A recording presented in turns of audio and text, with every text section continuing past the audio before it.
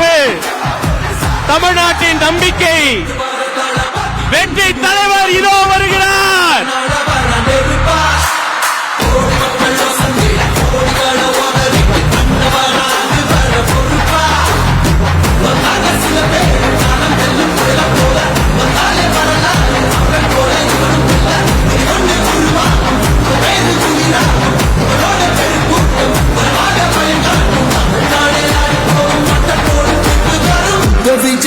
விஜய் உயிரன வரனா விஜய் எளியவன் குரல்னா விஜய் தனியாளிய கடனா விஜய் எளியவன் குரல்னா விஜய் தனியாளிய கடனா மக்கள் தானே மன்னர்களை உனக்கு காட்ட வரனா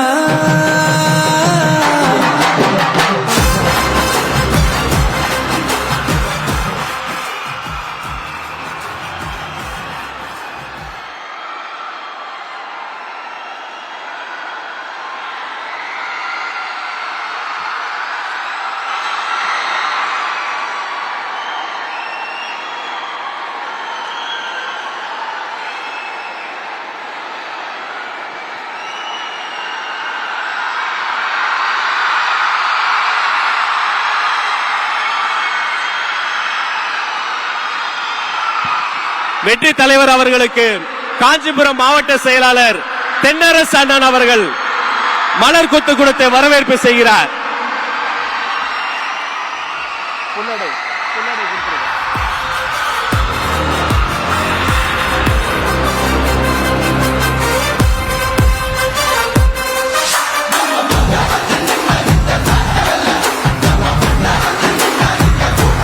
உங்கள் சார்பில் பொன்னாடை போர்த்தி வெற்றி தலைவர் அவர்களை வரவேற்பு செய்கிறார்.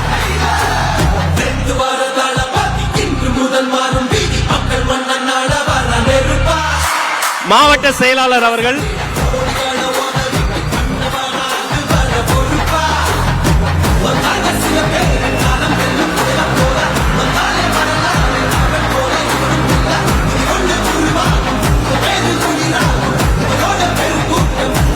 மாவட்ட செயலாளர் அவர்கள் தற்போது வரவேற்புரை வழங்குவார். அனைவருக்கும் வணக்கம்.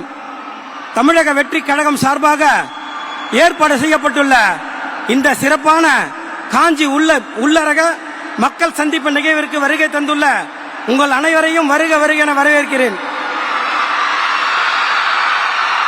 விண்ணை முட்டும் வெளிச்சத்தில் இருந்து கொண்டு எனக்கு அது மட்டும் போதாது, என் மக்களின் மகிழ்ச்சியே முக்கியம் என்று அந்த புகழை துச்சமென மதித்து மக்களுக்காக இறங்கி வந்திருக்கும் நம் தளபதி அவர்களுக்கு முதல் வணக்கம்.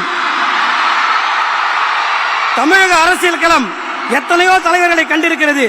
ஆனால் உழைப்பால் உயர்ந்து அந்த உழைப்பின் பயனை மக்களுக்கு அர்ப்பணிக்க வந்திருக்கும் ஒரு தன்னலமற்ற தலைவரை இப்போதுதான் காண்கிறது. அவர்தான் நம் தமிழக வெற்றி கழகத்தின் தலைவர். அவர் இருக்கும் இந்த மேடை ஒரு சாதாரண மேடை அல்ல. இது நம் குடும்ப நிகழ்வு.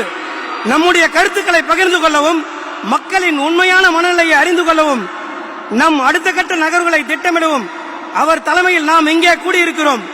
இந்த நிகழ்வை வழிநடத்திக் கொண்டிருக்கும் என் பாசத்துக்குரிய பொதுச் செயலாளர் அவர்களை அன்போடு வரவேற்கிறேன். கழக நிர்வாகிகளை வரவேற்கிறேன். நமது அழைப்பை ஏற்று தங்கள் வேலைகளுக்கு நடுவே ஆர்வத்துடன் வந்திருக்கும் ஊர் பிரமுகர்கள் ஒவ்வொருவரையும் நான் இருகரம் கூப்பி வரவேற்கிறேன். குறிப்பாக மாற்றத்தை எதிர்நோக்கி இங்கு கூடியிருக்கும் பொதுமக்கள் அனைவரையும் வருக வருக என வரவேற்பதில் மகிழ்ச்சி அடைகிறேன். இந்த சந்திப்பு பயனுள்ளதாக அமையட்டும். பிறப்புக்கும் எல்லா உயிர்க்கும் என்று சாதி மத இன வேறுபாடுகளை கடந்து ஒரு சமத்துவ படையை உருவாக்கி இருக்கும் நவீன சிற்பிதான் நம் தமிழக வெற்றி கழகத்தின் தலைவர். சொன்னால் செய்வார் என்பதை விட செய்துவிட்டுதான் சொல்வார் நம் தலைவர் அவர்கள். பேச்சில் அனல் இருக்கும், செயலில் புயல் இருக்கும். 2026 தமிழகத்தில் ஒரு மாபெரும் மாற்றத்தை உருவாக்கி காட்டப்போகும் புரட்சியின் முகவரி அவர் வெறும் ஓட்டுக்காக வந்தவர் அல்ல, அவர் இந்த நாட்டு மக்களின் பிள்ளையாக வந்திருப்பார்.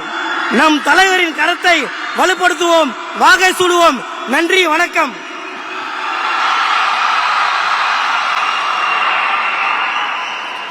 தென்னாட்டு பெர்னாட் ஷா, பேரறிஞர் அண்ணா பிறந்த மண்ணில் எங்கள் பேரியக்கத்தின் அண்ணா வருகிறார் உங்களிடம் பேசுவதற்காக.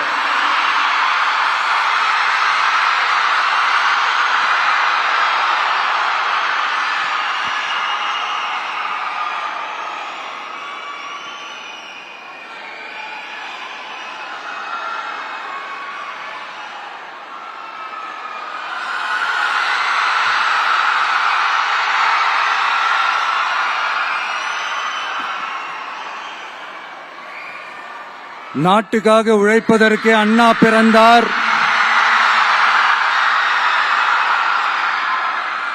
பொது நலத்தில் தானே நாள் முழுக்க கண்ணா இருந்தார் அப்படின்ட்டு எம்ஜிஆர் அவர்கள் ஒரு பாட்டு ஒண்ணு பாடி இருக்கிறாங்க, கேட்டிருப்பீங்க. அப்படிப்பட்ட நம்ம காஞ்சி தலைவர் அறிஞர் அண்ணா அவர்கள் பிறந்த மாவட்டம் தான் இந்த காஞ்சிபுரம் மாவட்டம்.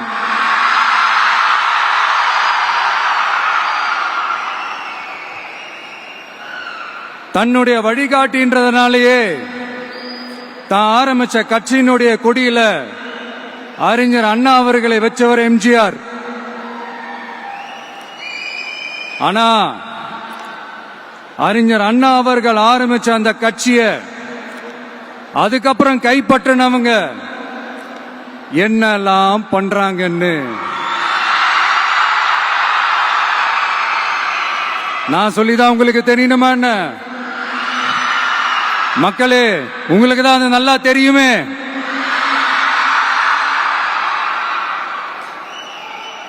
தனிப்பட்ட முறையில் எங்களுக்கும் அவங்களுக்கும் எந்த பிரச்சனையும் கிடையாதுங்க. எந்த வாய்க்கா வரப்பு தகராறுலாம் எதுவுமே கிடையாதுங்க. அப்படியே இருந்தாலும் அது நம்ம கண்டுக்கவே போறது இல்லைங்க. தனிப்பட்ட முறையில் அவங்களுக்கு வேணா நம்ம மேல வன்மத்தோட இருக்கலாங்க. ஆனா நாமெல்லாம் அப்படி கிடையவே கிடையாதுங்க. ஆனா உங்களை என்ன நம்ம எல்லாரையும் பொய் சொல்லி நம்ப வச்சு ஓட்டு போட வச்சு ஏமாத்தினாங்கல்ல,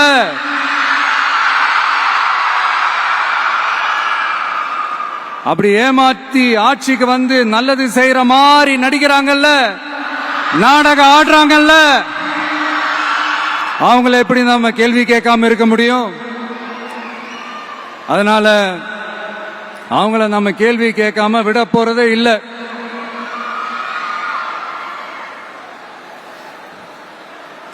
இதையே நான் காஞ்சிபுரம் மாவட்டத்தில் இருந்து நான் சொல்றேன்னா, தெரிஞ்சோ தெரியாமலோ இந்த மாவட்டத்துக்கும் நமக்கும் ஆட்டோமேட்டிக்காவே ஒரு கனெக்ஷன் ஒன்று ஏற்படுதுங்க.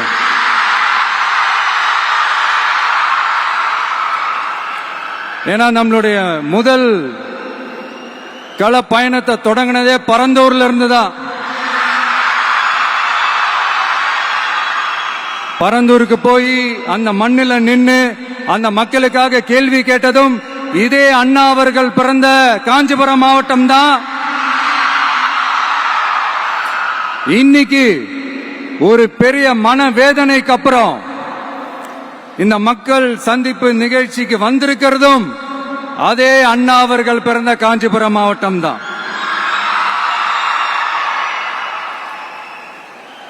அதனால நமக்கு எல்லாமும் கொடுத்த நம்ம மக்களுக்காக எல்லா நல்லதையும் செய்யணும். அதுவும் சட்டப்பூர்வமாக செய்யணும், அங்கீகாரத்தோட செய்யணும், அதிகாரப்பூர்வமாக செய்யணும், ஒட்டுமொத்த தமிழ்நாட்டு மக்களுக்கும் செய்யணும், ஒரே மாதிரி செய்யணும், ஒரே எண்ணத்தோட செய்யணும். அந்த ஒரே லட்சியத்தோட தான் நாம் அரசியலுக்கே வந்திருக்கிறோம். அதனாலதான் மக்களிடம் செல் அப்படின்னு சொன்ன அண்ணாவை கையில் எடுத்தோம். அவங்க சொன்ன மாதிரி மக்களை நோக்கி போறோம். ஆனா மக்களிடம் செல்னு சொன்ன அண்ணாவை மறந்தது யாரு?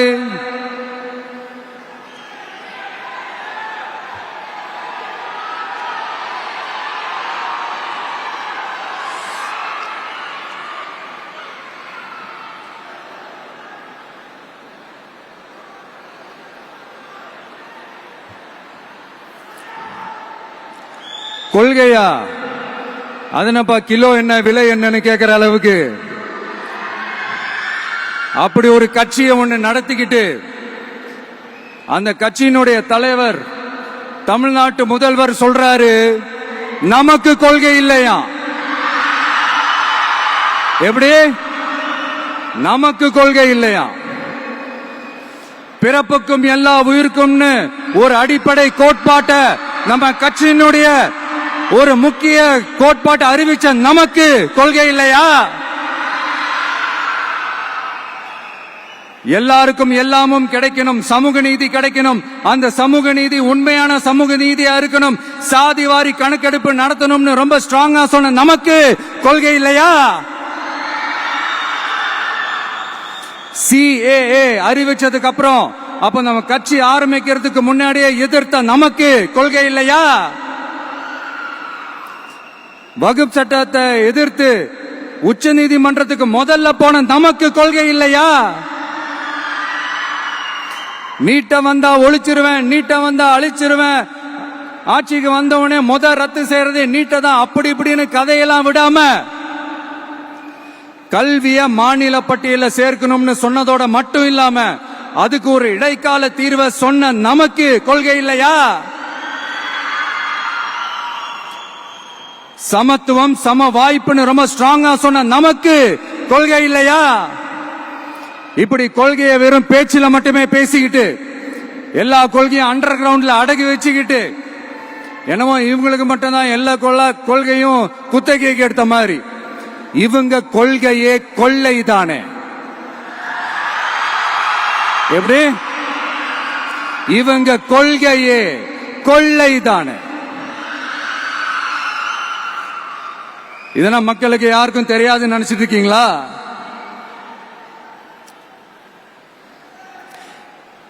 எங்க கட்சி ஒன்றும் சங்கரமணம் இல்லைன்னு சொன்னது யாரு? யார் சொன்னாங்க?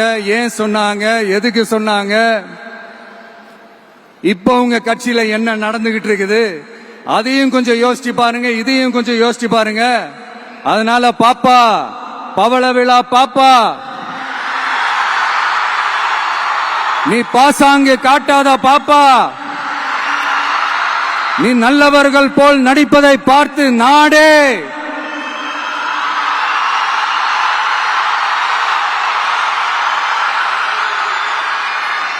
பாப்பான்னு சொன்னோம். அப்ப கூட பாத்தீங்கன்னா பாப்பான்றது ரொம்ப ஆசையா பாசமா சாஃப்டா தான் சொன்னோம். அதையே நீங்க அதிர்ச்சியா எடுத்துக்கிட்டீங்கன்னா அதுக்கு நாங்க என்ன பண்றது? அதே நீங்க விமர்சனம்னு சொன்னீங்கன்னா நாங்க என்ன பண்றது? இன்னும் நாங்க விமர்சனம் செய்ய ஸ்டார்ட் பண்ணவே இல்லையே, இன்னும் நாங்க அடிக்க ஸ்டார்ட் பண்ணவே இல்லையே, அதுக்குள்ள அலர்னா எப்படி?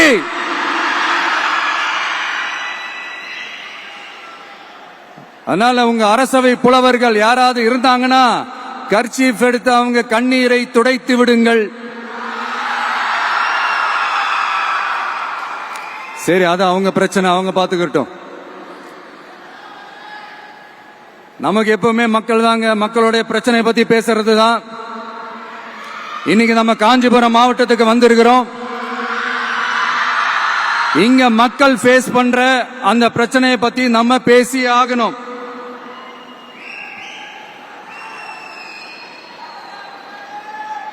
இந்த காஞ்சி மண்ணை வாழ வைக்கிற ஜீவ நதி பாலாறு, உயிர் நதி பாலாறு. இந்த மக்களோட உயிரோடவும் ரத்தத்தோடும் கலந்து ஓடுவது பாலாறு. அந்த பாலாறை இன்னைக்கு பெரியார் பெயரையும் அண்ணா பெயரையும் சும்மா பேருக்கு வச்சுக்கிட்டு ஆட்சி நடத்துறவங்க என்ன பண்றாங்க தெரியும்ல? சுரண்டிட்டாங்க, கொள்ளையடிச்சிட்டாங்க, நாசம் பண்ணிட்டாங்க, மோசம் பண்ணிட்டாங்கன்னு இன்னும் என்ன வேணாலும் சொல்லலாம். ஆக மொத்தம் அழிச்சிட்டாங்க. இத நான் ஏதோ போற போக்குல ஏதோ அடிச்சு விடலங்க, ஆதாரத்தோட தான் சொல்றேன். அனுமதிக்கப்பட்ட அந்த லெவலை தாண்டி 22,70,000 யூனிட் மணலை கொள்ளையடிச்சிருக்கிறாங்க. ஆக மொத்தம் இதுல அவங்க அடிச்ச கொள்ளை எவ்வளவு தெரியுமா? ரொம்பலாம் இல்ல, கம்மி தான். 4,730 கோடி. கம்மி தான் இல்ல?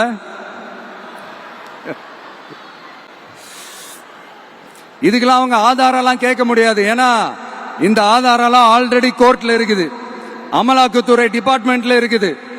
அந்த டிபார்ட்மெண்ட்ல வேலை செஞ்ச சில நல்லவர்கள் அவங்க அடிச்ச அந்த கொள்ளையெல்லாம் தாங்க முடியாம வெளியில வந்து சொன்ன அந்த ஆதாரங்கள், இதெல்லாம் சம்பந்தப்பட்டவங்களுக்கு இன்னும் நல்லாவே தெரியும்.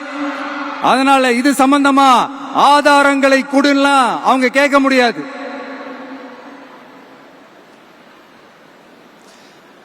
மணலை கொள்ளையடிச்சா நீர்நிலைகள் அழியும், ஏரி குளம் கண்மா எல்லாம் அழியும். இதெல்லாம் அழிஞ்சா விவசாயம் அழியும், விவசாயம் அழிஞ்சு போனா விவசாயிகள் அழிஞ்சிருவாங்க. ஆக மொத்தம் நாம எல்லாரும் மொத்தமா அழிஞ்சு போக வேண்டியதுதான். இப்படி மேல இருந்து கீழே வரைக்கும் ஒரு கட்சியை சிண்டிகேட் போட்டு கொள்ளையடிக்கிறத கேள்விப்பட்டிருக்கிறீங்களா மக்களே? இதே காஞ்சிபுரத்தோட உலக பெருமை நம்ம பட்டும் கைத்தறி துணியும் அதை தயாரிச்சு கொடுக்கிற கைத்தறி நெசவாளர்களும் தான். காஞ்சிபுரம் பட்டுன்னு சொன்னா உலகத்துக்கே தெரியும். ஆனா அதை தயாரிச்சு கொடுக்கிற நெசவாளர்கள் நிலை என்ன தெரியுமா? வறுமை, துன்பம், கந்துவட்டி கொடுமை. பட்டு கைத்தறிக்கு கூட்டுறவு சங்கங்கள் இருக்கு, பருத்தி கைத்தறிக்கும் கூட்டுறவு சங்கங்கள் இருக்கு. சுமார் 40,000 பேர் அதில் உறுப்பினர்களா இருக்கிறாங்க. அது போக சாய தொழில், தறிப்பட்டறை தொழில் இதை நம்பி 40,000 குடும்பங்கள் இருக்கு. ஆனா அவங்களோட ஒரு நாள் கூலி எவ்வளவு தெரியுமா? வெறும் 500 ரூபா தான். அதை கொஞ்சம் அதிகப்படுத்தி கொடுங்கன்னு போராடி போராடி பார்த்து ஒண்ணு நடக்கல. இதோட அவங்க கஷ்டம் முடிஞ்சுதா? வடகிழக்கு பருவமழை அந்த 500 ரூபாய் கூலிக்கு வேட்டு வச்சிடுச்சு. எப்படி விவசாயிகள் டெல்டா மாவட்டங்கள்ல மழையால பாதிக்கப்பட்டாங்களோ அவங்கள கண்டுக்காம எப்படி இந்த அரசாங்கம் கைவிட்டுடுச்சோ அதே மாதிரிதான் நம்ம கைத்தறி நெசவாளர்களும் மழையால பாதிக்கப்பட்டிருக்கிறாங்க. அடுத்து இந்த காஞ்சிபுரம் மாவட்டத்தோட பஸ் ஸ்டாண்ட் 60 வருஷத்துக்கு முன்னாடி கட்டினதா. அண்ணா அவர்கள் ஆட்சிக்கு வந்தப்போ கட்டியிருப்பாங்க போல. அது இன்னும் புதுப்பிக்க கூட முடியாம கேட்டா என்ன சொல்லுவாங்க? அந்த லேண்ட் வந்து கேஸ்ல இருக்குது. இல்ல நான் கேக்குறேன், ஒரு கவர்மெண்ட்னால வேற ஒரு நல்ல இடத்தை தேர்வு செஞ்சு ஒரு பஸ் ஸ்டாண்ட் கட்டி தர முடியாதா?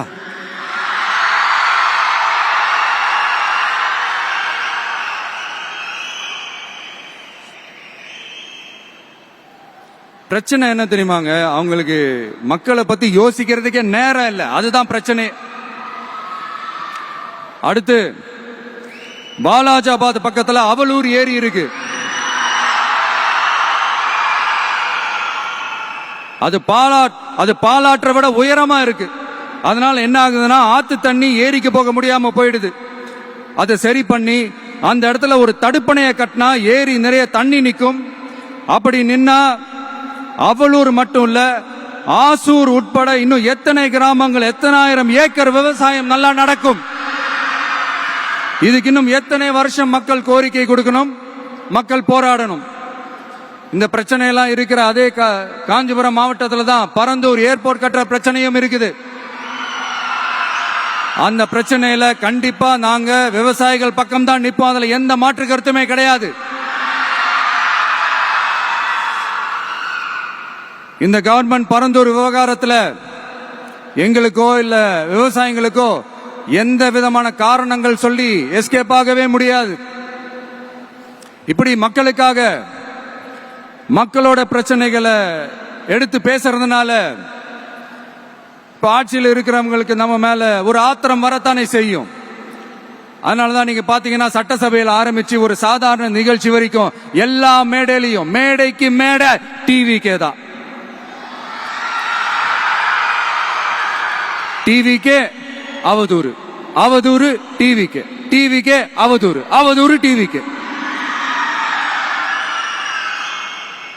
இதுக்கெல்லாம் கண்டிப்பா நாங்க பதில் சொல்லுவோம், சொல்லாமலாம் இருக்க மாட்டோம். இப்ப கூட கரூரை பத்தி பேசுவேன்னு எதிர்பார்த்திருப்பாங்க, அதை நான் கொஞ்சம் அப்புறமா பேசுறேன். பட் இப்போ நம்மளுடைய விஷன் என்னன்னு சொல்லணும்னு நான் கொஞ்சம் ஆசைப்படுறேன். நம்ம ஆட்சிக்கு வந்தா அது என்ன வந்தா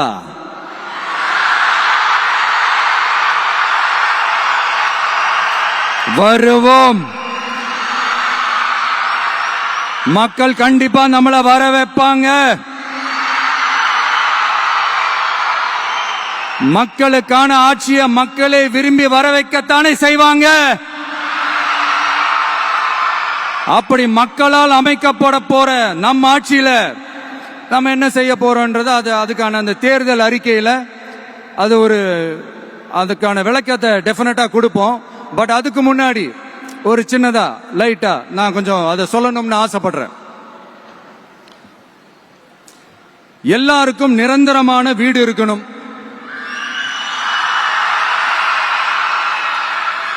ஒவ்வொரு வீட்டுக்கும் ஒரு மோட்டார் சைக்கிள் வாகனம் உறுதியா இருக்கணும். காரும் தான் லட்சியம். அதுக்கான வசதி வாய்ப்பை உருவாக்குற அளவுக்கு பொருளாதார வளர்ச்சிக்கு வழியை உண்டாக்கணும். ஒவ்வொரு வீட்டில் இருக்கிற ஒவ்வொருத்தரும் மினிமம் டிகிரி படிச்சிருக்கணும்.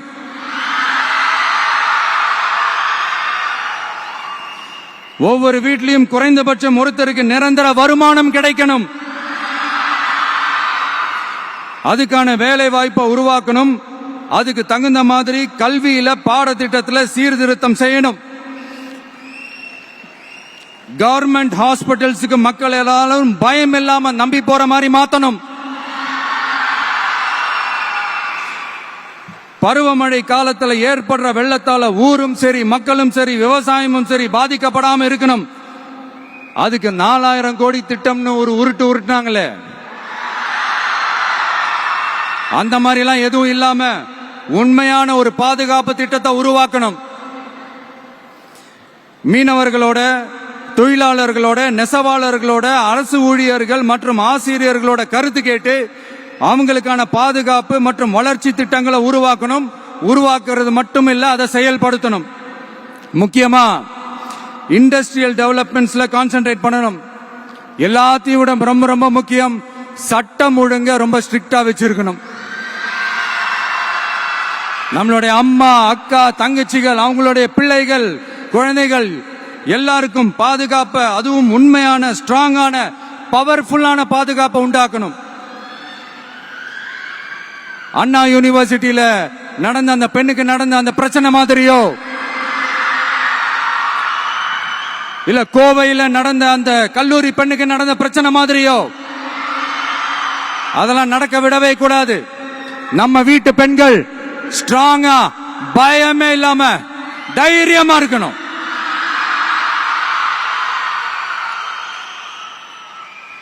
இதை எப்படி செயல்படுத்த போறோன்றது முன்னாடி சொன்ன மாதிரி நம்மளுடைய தேர்தல் அறிக்கையில அதுக்கான விளக்கத்தை ரொம்ப டீட்டெயில்டா கொடுப்போம். நான் சும்மா மத்தவங்க மாதிரி அவங்கள மாதிரி எல்லாத்தையும் அடிச்சு விட்டுட்டு ஏமாத்துற வேலையெல்லாம் இங்க கிடையாது நம்ம கிட்ட. நான் மறுபடியும் சொல்றேன், நம்ம அரசியலுக்கு வந்தது உங்களுக்கு நல்லது நல்லது நல்லது மட்டுமே செய்யறது தான்.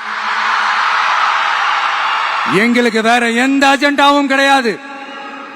அதனாலதான் பாத்தீங்கன்னா கொள்கை எதிரி யாரு, அரசியல் எதிரி யாருன்னு திட்டவட்டமா சொல்லிட்டு அது வெளியே சொல்லிட்டு களத்துக்கு வந்திருக்கிறோம். அதுல எந்த விதமான குழப்பமோ எந்த விதமான ஊசலாட்டமோ எதுவுமே இருக்க போறதில்ல.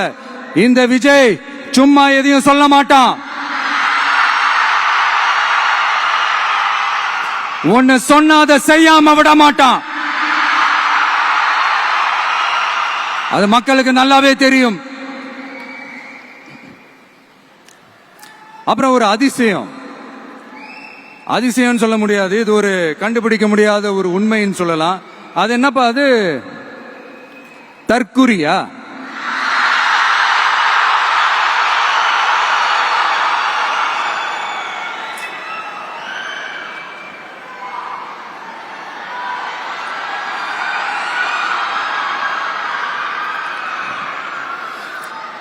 நம்ம டிவிகேக்கு சப்போர்ட் பண்ற கோடிக்கணக்கான லட்சக்கணக்கான மக்கள், நம்மளுடைய நண்பிகள், நம்மளுடைய ஜென்சி கிட்ஸ் எல்லாரையும் தற்குறிகள்னு சொல்லி வாங்கி கட்டிக்கிட்டு இப்போ அவங்களாம் தற்கூரி எல்லாம் கிடையாது, அப்படியெல்லாம் அவங்கள கூப்பிடாதீங்க. அவங்க சங்கிகள்லாம் கிடையாது, அப்படியெல்லாம் அவங்கள கூப்பிடாதீங்கன்னு சொல்லி ஒரு குரல். யாருடா அந்த குரல் அப்படின்னு பார்த்தா, இப்ப ரீசெண்டா அறிவு திருவிழான்னு ஒண்ணு நடத்தினாங்கல்ல, சாரி அவதூறு திருவிழா. அதுல அவங்க தலைமையே குழப்பற மாதிரி, அறிவு கண்ணை திறந்து வைக்கிற மாதிரி ஒருத்தர் பேசியிருக்கிறார். அவரு யாருன்னா அது அவங்களோட எம்எல்ஏவே. அந்த எம்எல்ஏ யாருன்னா நம்மளுடைய கொள்கை தலைவர்கள் ஒருத்தரான மக்கள் சேவகர் அஞ்சலை அம்மாளோட சொந்தக்காரர். என்னடா இது இப்படி ஆகி போச்சு, டிவி கேக்கு சப்போர்ட் பண்ற மாதிரி நம்ம கட்சியிலிருந்தே ஒரு குரல் வருதுன்னு சொல்லி தலைமையில ஃபுல்லா கன்ஃபியூஷன். அந்த கன்ஃபியூஷன் இதோட நிக்காது, அந்த ஆதரவு குரல் ஒரு வீடு விடாம, ஒரு இடம் விடாம, எல்லா இடத்திலையும் எல்லா வீட்லயும் இன்னும் பலமா எதிரொலிக்கு தான் இல்லையான்னு பாருங்க. சும்மா பிளாஸ்ட் தான்.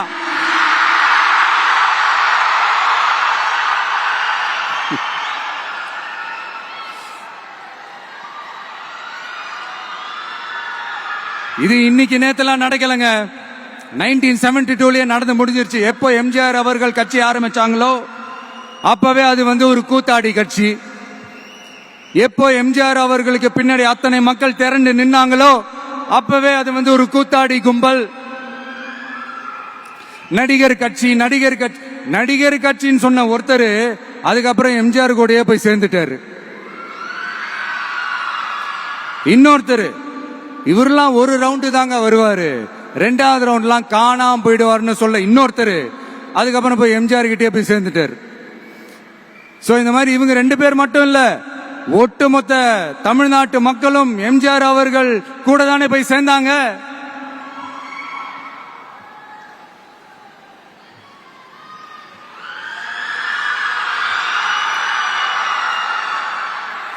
அதனால இது வரலாறு.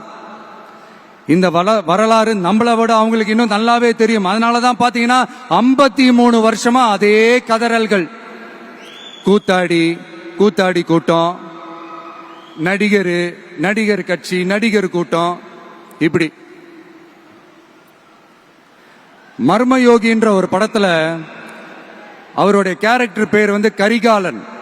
அதுல ஒரு சூப்பர் டயலாக் ஒன்னு சொல்லியிருப்பாரு, குறி வைத்தால் தவற மாட்டேன், தவறுமானால் குறியே வைக்க மாட்டேன்.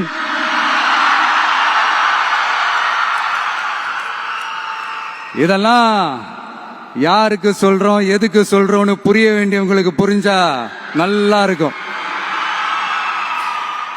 ஏண்டா இந்த விஜய தொட்டோம்,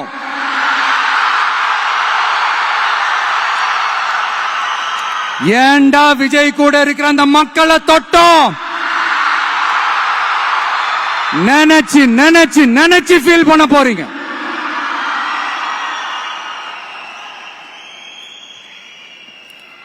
அப்புறம் நமக்கு இந்த அரசியல் புரிதல்லாம் இல்ல, அது இல்ல, இது இல்ல. அப்புறம் நான் கேக்குறேன், மக்கள் எல்லாரும் உங்களுக்கு தற்குறிகளா?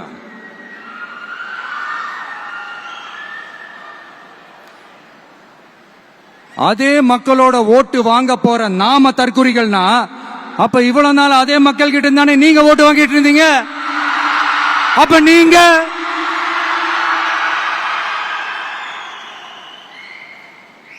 அந்த மக்களுக்கு நீங்க காட்டுற மரியாதையும் நன்றியும் இதுதானா? ஒண்ணு மட்டும் சொல்றேன், எழுதி வச்சுக்கோங்க. இந்த தற்குறின்னு சொல்றீங்கல்ல, இந்த தற்குறிகள்லாம் ஒன்னா சேர்ந்துதான் வாழ்நாள் பூரா விடையை கண்டுபிடிக்காத முடியாத அளவுக்கு உங்க அரசியலே ஒரு கேள்விக்குறியாக்க போறாங்க.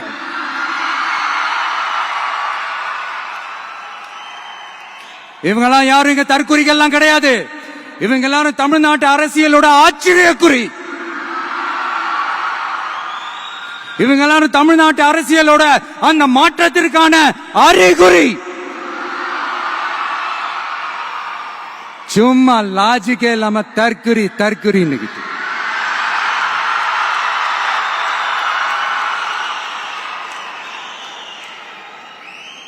நண்பா, நண்பி,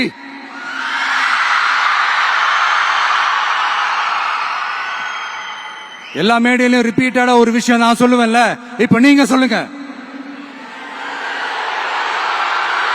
ஒன்னு, இன்னொன்னு, ரிப்பீட். ஒன்னு, இன்னொன்னு. இந்த போட்டி எப்படி இருக்க போகுதுன்னா, மக்களோட மக்களா நிக்கிற நமக்காக மக்களே டிசைட் பண்ணி போறாங்க. My dear sir, my dear uncle,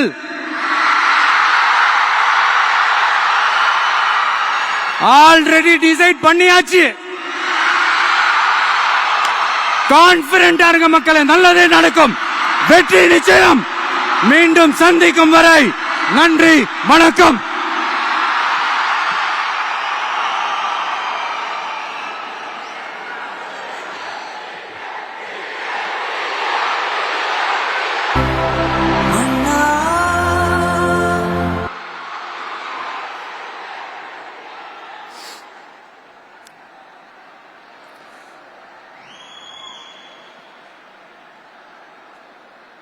வெளியில போக பர்மிஷன் கிடைச்சவொன்னு கூடிய சீக்கிரம் வெளியில வருவோம். அதனாலதான் இப்படி ஒரு ஏற்பாடு. எல்லாரும் இருந்து சாப்பிட்டு போகணும்.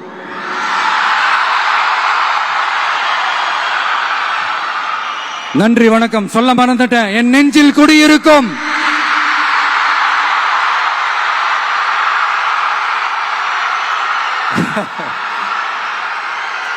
Sorry, slip my mind.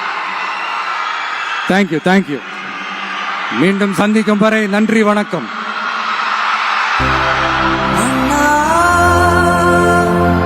எங்க உரிமை காவல்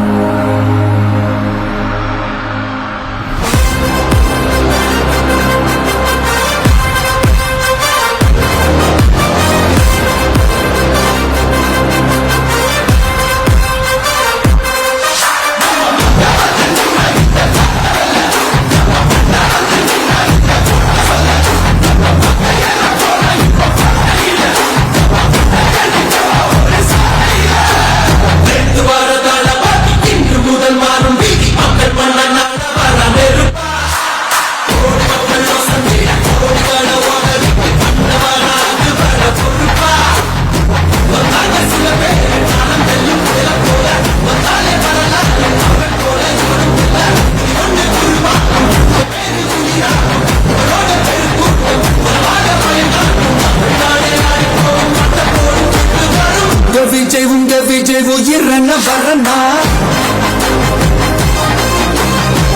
விஜய் எளியவன் குரல்னா விஜய் தனியால் இல்ல கடல்னா விஜய் எளியவன் குரல்னா விஜய் தனியால் இல்ல கடல்னா மக்கள் தானே மன்னர்களை உனக்கு காட்ட வரனா. பிளே ஸ்டோர் மற்றும் ஆப் ஸ்டோரில் இருந்து பாலிமர் செயலியை QR கோடு மூலம் பதிவிறக்கம் செய்யுங்கள். செய்திகளை உடனுக்குடன் பெறுங்கள்.